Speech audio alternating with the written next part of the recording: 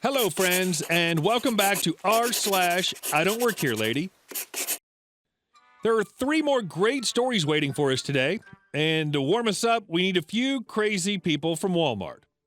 Our first story. People of Walmart live up to their reputation. Necessary background. Am Aussie, married to an Aussie, live in Australia, husband firmly follows the tenet, happy wife, happy life. Hubs and I got married 5 years ago, and for our honeymoon, we chose to travel to the Southern Mouse House, by which I chose and he wisely came along since he didn't really care one way or another. On one of our days with no plans, we decided to trek to Walmart so I could tell everyone we'd been there. Important to note, it was March, so I was wearing jeans, a t-shirt from the People Trap, and a cardigan because I was a bit chilly. Also important, I'm quite good at mimicking accents and decided for no apparent reason to use a Southern American accent for the journey. Hubs once again went along as he thought it was funny. Once in Walmart, we went looking for people of Walmart to observe, and did we ever find a doozy? Trundling around on a scooter, hurling abuse at anyone and everyone who didn't get out of her way quick enough, I saw 2 Walmart drones in the next section, blatantly watching her tirade. Hubs and I were searching for a suitcase to buy since we'd spent loads of money at the Mouse House and needed extra space to transport it all home again. And the terror comes speeding around the corner, sees us, and slams on her brakes.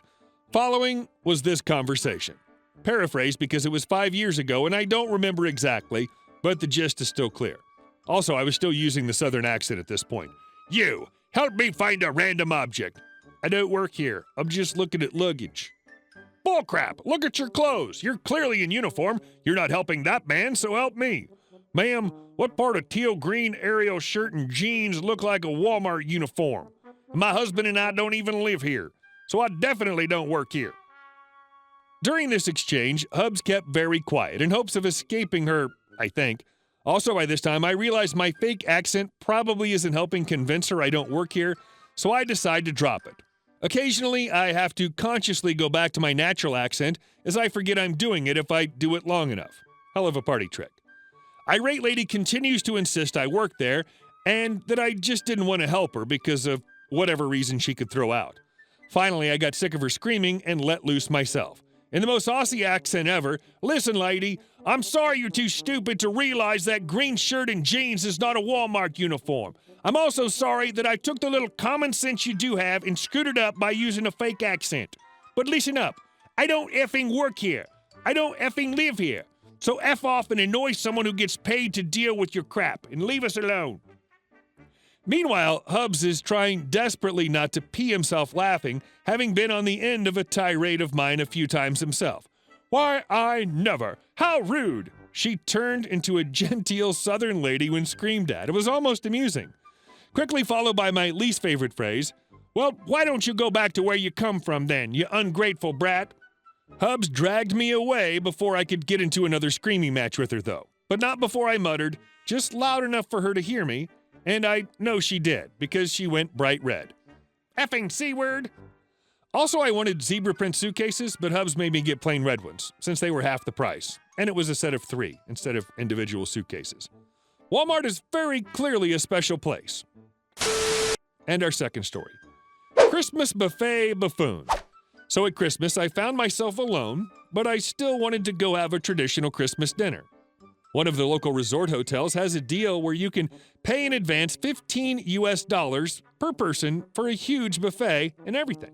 I heard it was worth the suggested price, and another bonus was this wasn't some over-the-top fancy restaurant, no suits or ties required, although some people did show up dressed in their best clothes. So I'm in faded jeans, brown leather shoes, gray sweater over a white dress shirt. The sweater's old, but I keep it because someone once told me it made my gray-blue eyes shine. At the resort, everyone who works there is in black shoes, black pants, white shirts, and they have an apron that has their resort name and logo. Not a sweater to be seen on any employee.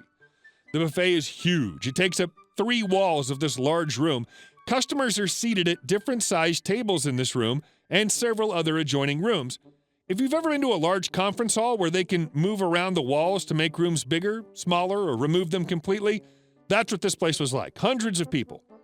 So I grab a small 2-top in the back. The buffet had one flaw. It was very deep.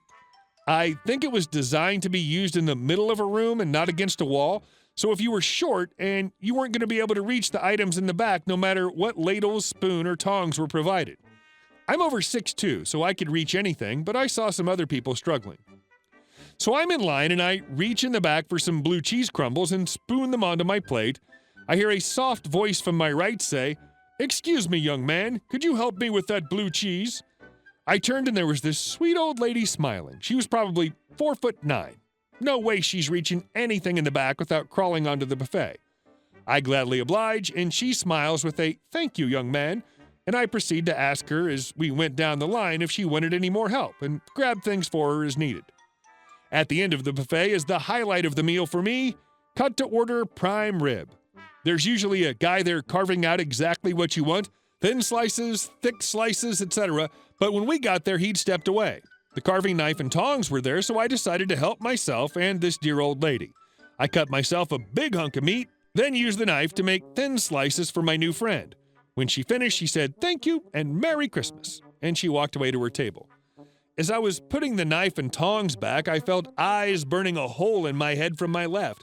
I thought for sure it was somebody with the resort who was mad I'd served myself and was prepared to apologize.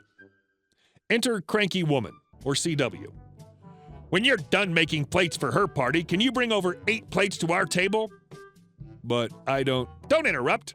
I'm not done telling you what I want. And can you grab some fresh prime rib from the back? We're not eating this, it's undercooked. For the record, the meat was perfect. She blathered on for 5 minutes, giving me her order, and I only spoke again after she was done. Other people walked by as she continued talking and sort of rolled their eyes. "Yes, ma'am, someone will be at your table right away." At that, she smiled, a very satisfied smile, and turned and walked away. I picked up my plate and headed to my table to eat my dinner in private. As I left, I passed another one of the rooms and saw CW and her table still sitting, waiting to be served. Her mouth fell open as I waved and walked out the front doors. And our third story. "But I'm a doctor. I have a right to your driveway." This is not my story, but my dad's. This happened over 15 years ago when my dad had a house in San Francisco on Potrero Hill, which is 3 blocks away from a large hospital called General Hospital. This will be important.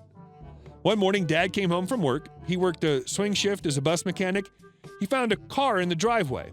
Some jerk had parked their shiny new Mercedes in my dad's driveway, which had a big sign clearly stating, "No parking, private property." Dad had to park on the street instead of in his garage, which angered him to no end. The neighborhood had been plagued with car break-ins and thefts in the last few months, and Dad's had the door window in his SUV smashed twice. So Dad left a note asking them not to park in his driveway. Next day, same Mercedes in the driveway again. So Dad left a second, longer note telling them to stop effing parking in my driveway or I'll call the cops and have your butt ticketed, and if you do it again, I'll have your car towed. You'd think the jerk would get a clue, but if he had, this wouldn't be here. Next day, car was there again, so true to his word, Dad called the cops, had the car ticketed. Following morning, Dad came home to find his driveway vacant. No Mercedes in sight. Dad was relieved he's gotten his driveway and his garage back, but this isn't the end of it, naturally.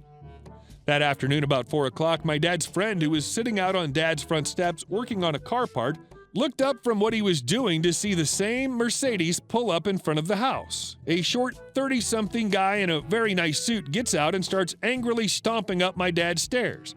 He stopped on the first landing below my dad's friend and demanded to know if he was the homeowner.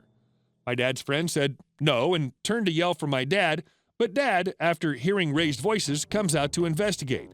Immediately, this guy, with a very heavy accent, demands to know why my dad had called the cops on him and had him ticketed. He waved the ticket around like a pom-pom as he yells. My dad calmly told him that it was his driveway and this guy had been parking there day after day illegally, despite being told not to, and that he had every right to call the cops when somebody trespasses on his private property. On hearing this, the guy proceeds to totally lose his crap. He, according to my dad, turns red in the face and, I kid you not, yells, "I am a doctor. I can park wherever I want to.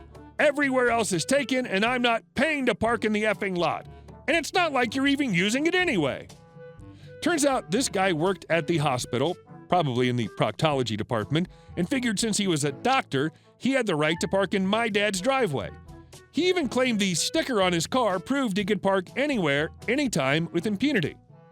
And my dad was using his garage, which the jerk's Mercedes was blocking. He went on to tell my dad that he needed to pay for this entitled craphead's ticket. It was only $85. My dad and his friend both laughed, and Dad told him he could shove that idea and the ticket right up his own butt. And as a doctor, I'm sure you'll know how to find it. Dad also told him that if he ever saw that Mercedes in his driveway again, he'd have it towed. Dad says the guy's face turned even redder, like chili pepper red, and he almost expected to see steam come out of his ears. He then began cussing my dad out and threatened to sue. But my dad cut him off, telling him if he didn't get off his property, he'd happily throw him down the stairs. There were 45 steps, and this a-hole was on the 27th. Dad's friend, who's a big guy and ex-military and looks it, smiled evilly. Mr. I'm a doctor, realizing he wasn't going to get his way, turned and stomped down the steps like an angry 7-year-old, switching between threatening litigation and cussing my dad out. But only after he'd gotten out of range of my dad and his friend. The doctor never sued, and Dad never saw him or his Mercedes again. Hey guys, thank you all for watching the video to the end, and I'll see you in the next one.